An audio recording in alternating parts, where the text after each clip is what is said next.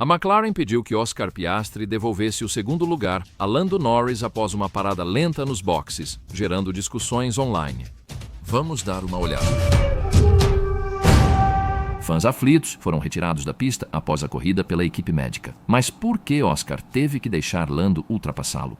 Bem, ele não deixou. Foi um pedido da equipe, já que foi a equipe que fez com que Lando saísse dos boxes atrás e não à frente de Oscar. Lando não pediu isso e acho que Oscar poderia ter dito não. E se ele tivesse dito, não acho que Lando teria protestado. Agora Oscar está só 31 pontos à frente de Lando, não 37. Mas e se fosse a última rodada do ano e valesse pelo título? Você acha que a equipe teria feito o mesmo pedido?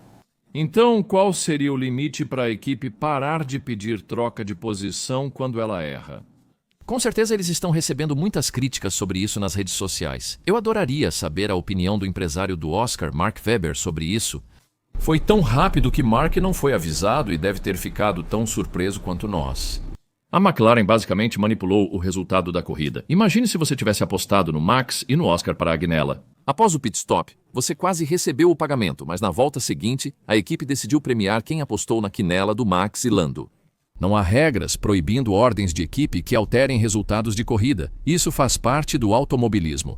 Manipulação ocorre quando uma parte externa influencia resultados. Se alguém recebe dinheiro para entregar uma corrida, é diferente e teria consequências graves, mas se uma equipe favorece um piloto em detrimento de outro, faz parte do jogo. A McLaren já tem histórico disso. Ano passado, na Hungria, Lando reduziu a velocidade para Oscar passar após erro estratégico da equipe, o que favoreceu Lando. Naquela ocasião, Lando demorou para devolver a posição. Ontem, a resposta do Oscar foi algo como: paradas lentas fazem parte das corridas, mas se vocês realmente quiserem que eu devolva a posição, eu devolvo. E ele devolveu mesmo. Agradecimento especial à Holofly por patrocinar este vídeo e me manter conectado durante o Grande Prémio da Itália em Monza. Viaje a trabalho ou lazer, ter internet rápida e confiável é essencial. Com um eSIM da Holofly, fico tranquilo sabendo que tenho isso. E você também pode. Fique conectado em mais de 200 destinos com dados ilimitados ou cobertura de dados da Holofly onde quer que vá. Em especial, o eSIM Europa da Holofly cobre 40 países, então você pode explorar à vontade sem precisar trocar de chip. E você pode esquecer as taxas de roaming, porque com um eSIM da Holofly elas não existem. Desde que cheguei à Itália, acompanho os melhores momentos da F1, faço atualizações ao vivo, exploro a cidade e compartilho minha conexão usando o hotspot diário da Holofly, incluso no eSIM Europa. Configurar seu eSIM é simples e sem complicações. Você pode começar a usar imediatamente, como eu. E se eu precisar de ajuda, o suporte multilingüe 24 horas da Holofly está sempre disponível. Vai viajar para o exterior? Confira a Holofly no link da descrição e use meu código para desconto. De volta a Monza, ambos os pilotos minimizaram o incidente ao final do dia. Se eles foram instruídos pela equipe a fazer isso, não está claro, mas esse foi o grande assunto entre os fãs, com muitos vaiando Lando no pódio. Talvez isso devesse ser dirigido à equipe, pois foram eles que decidiram, não Lando. Lando não pediu por isso, mas ele disse após a corrida que a F1 é um jogo de equipe e, obviamente, ambos os pilotos respeitam muito isso. Lembre-se, há cerca de 1000 pessoas por trás deles, e o troféu no pódio não é só deles. Eles recebem o troféu pela equipe, que depois o exibe na sala de troféus. Claro que já houve muitas vezes em que os pilotos não seguiram os pedidos das equipes, Multi 21, Sebastian Vettel desobedecendo Mark Webber e Daniel Ricciardo, se recusando a ajudar Max em uma classificação. E se Lando e Oscar tivessem ficado em primeiro e segundo, não em segundo e terceiro? Oscar estaria tão disposto a ceder? Acho que nunca saberemos. De qualquer forma, foi o dia do Max, uma grande vitória para ele, e com certeza ele deu risada vendo os pilotos da McLaren trocando de posição. Mas eu notei um dos maiores fãs dele lá, o leão, e aqui está uma foto rara desse leão sem a cabeça. Vamos falar sobre a invasão pós-corrida em Monza, um dos maiores espetáculos do esporte mundial. Acredito que havia cerca de 50.000 pessoas na pista após a corrida, mas cerca de uma hora depois a situação complicou quando fãs em frente à garagem da Ferrari, esperando ver Charles Leclerc e Lewis Hamilton, ficaram tão apertados que alguns precisaram ser resgatados. Charles realmente saiu e animou muitos deles. E depois Fred Vasseur apareceu. Mas posso dizer que a diferença de temperatura entre o que estávamos sentindo na pit lane e o que a multidão estava sentindo na pista era de pelo menos 10 graus. O calor irradiando daquela multidão era absolutamente fenomenal. Às vezes, e ontem foi um desses momentos, pode se tornar perigoso. Vamos falar de Franco Colopinto, que após a corrida estava sentado no chão no cercado de imprensa, tendo feito uma pausa em seus compromissos com a mídia. Ele se recuperou rápido, mas precisou de água. Já o vi sentado no chão antes, voltando para Austin no ano passado. Vamos falar sobre redes sociais. Minha principal postagem do fim de semana foi esta. Mais de 60 mil curtidas vista por 1,8 milhão, mas tive que apagar.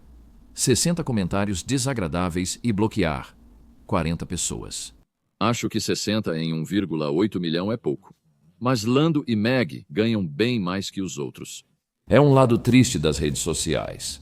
Lewis Hamilton, assim como Charles Leclerc, usava azul dentro e fora da pista todos os dias. Mas notei que em algum momento do fim de semana, ele disse que um dos seus sonhos sempre foi correr de vermelho da Ferrari em Monza, e, infelizmente, ele não conseguiu.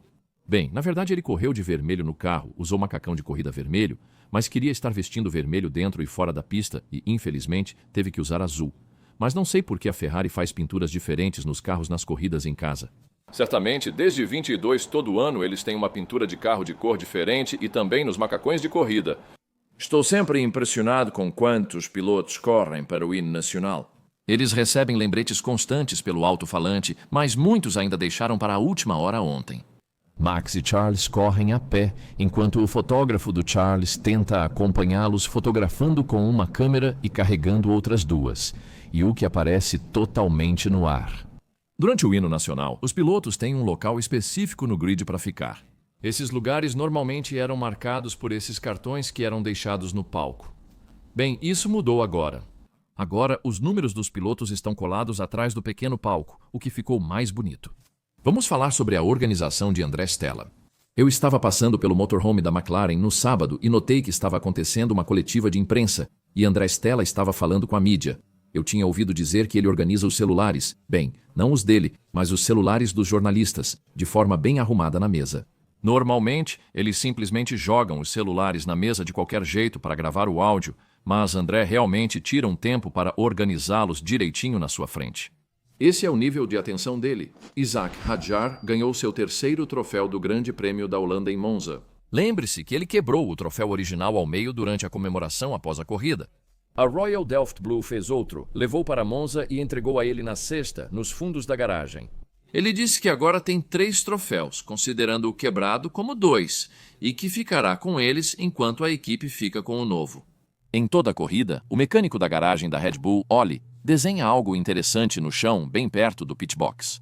Esse foi o esforço dele nesta corrida e o que ele desenhou na última em Zandvoort. Vamos voltar ao post de quinta-feira de Valtteri Bottas. Alguns disseram que era clickbait. Admito que o Valtteri me incentivou antes de entrar no carro e dar algumas voltas na pista. Conversamos. Porque ninguém pergunta se o George está doente e estou substituindo ele. Foi isso que fiz. De qualquer forma, a maioria de vocês gostou do post. Enquanto Oliver Bearman estava dando alguns autógrafos ao chegar no paddock, percebi que o irmão dele, Thomas, estava com a namorada do Oliver, Alicia, se divertindo com uma garrafa, e depois ele tentou colocar na cabeça do pai deles, David. E o David realmente diz que o Thomas é um piloto mais rápido do que o Ollie na mesma fase da carreira. Será que veremos 2 irmãos juntos na Fórmula 1? Em breve, falarei sobre o que alguns pilotos usaram para chegar ao Grande Prêmio de Monte ou ao Grande Prêmio da Itália em Monza. Primeiro, este é Adam McDade. Ele, assessor de imprensa da Mercedes, chegou com uma caixa enorme e teve muita dificuldade, sem que eu soubesse o que havia dentro. Conversei com Adam e ele disse, foi muito difícil, era 150 quilos, mas não eram. Eram 200 desses pequenos adaptadores de energia. Eles não pesam 1 quilo, te garanto. Agradeço por um, mas ele me deu 2 com o logo da Mercedes. Eu comecei com o carro do Fernando Alonso, um dos veículos mais poderosos que já vimos em uma pista de F1. Este é um Aston Martin Valhalla. Ele o aguardava no estacionamento após a corrida. Ele dirigiu até a pista, acho que na quinta ou sexta-feira. Este é o primeiro supercarro com motor central da Aston Martin. Ele possui 1.064 cavalos de potência e custa cerca de Estados Unidos $1 milhão. E se por acaso você estivesse ao longo da rota na saída da pista no fim de semana após a corrida, talvez tenha visto o Fernando saindo da pista nessa máquina. Mudando de carro, ambos os pilotos da Ferrari usaram pura Sunways. Carlos também estava com o seu. Ele dirigiu esse carro desde Mônaco, como outros pilotos. Kimi Antonelli, nesse lindo Mercedes, ele chegou com sua irmã no domingo. Pierre Gasly no Alpine A290, um carro pequeno, ágil e elétrico. Pilotos da Red Bull continuam em Fords. Dirige um Capri, o mesmo carro que usei nessa corrida. Tem um raio de giro incrível. E claro, os pilotos da Vicarb em Honda Civic Type R. O resto era bem padrão. Ontem, tirei essa foto do Fernando enquanto ele passava e notei que esses óculos de sol são únicos, diferentes de tudo que já vi. Eles são feitos pelo patrocinador Oakley. Eu até perguntei para o Fernando sobre eles e ele tirou os óculos e me mostrou. Mas eles têm a marca Aston Martin e me pergunto quanto tempo durariam se resistiriam ao automobilismo. Acho que saberemos em breve. No fim de semana, conheci Carter Liam Nashawati, um garoto de 11 anos. Ele foi à corrida de macacão, conseguiu assinaturas de todos os pilotos e, aos 11 anos, já era agenciado pelo empresário do George Russell. Ele já conquistou títulos nacionais e, quem sabe, em 6 ou 7 anos, o veremos na Fórmula 1. Pessoal, preciso ir porque tenho um voo para a Austrália, mas ainda vem muito conteúdo de F1 nos próximos 8 dias antes da próxima viagem. Para mais conteúdo nas redes sociais, é só acessar aqui. Obrigado por assistir e continue humilde. Bem, aí está.